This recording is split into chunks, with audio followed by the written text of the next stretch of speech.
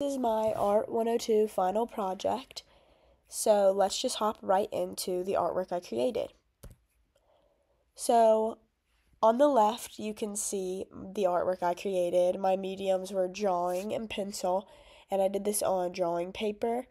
This was a self-portrait. On the right you can see the reference photo of myself that I used, and I tried to make my drawing as realistic as possible, but I'm not a great artist, so this is what I came up with. Okay, so for my subject matter, my work of art was a self-portrait, as I said. I tried to portray the ominous and emotional nature of my inspiration, Eugene Delacroix, and the big inspiration of my artwork, his work of The Orphan Girl in the Cemetery.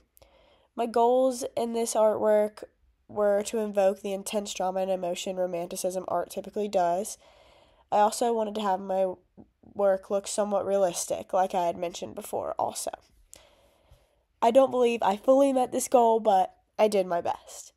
The techniques I used was blending, shading, and contour drawing. These all working together, I believe, allowed for me to reach my goals of the romanticism traits and move me towards the realistic look.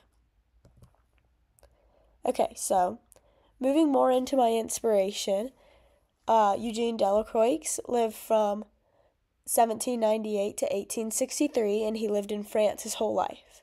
Both his mother and father died when he was pretty young, which this actually led him to start his art career pretty early. And in the beginning, his paintings were mostly religious, but as the Romanticism period became popular, he became a leading artist in that movement.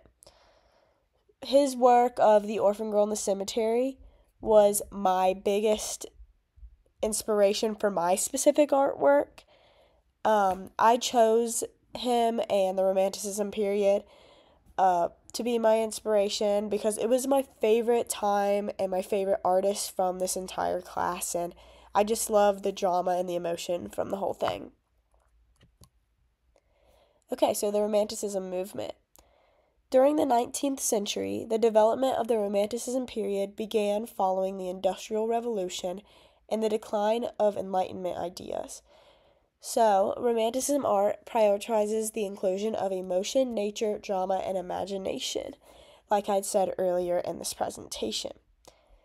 Heavily influenced by the French Revolution, many artworks from this movement promote ideology from the conflict, including themes of freedom and individualism.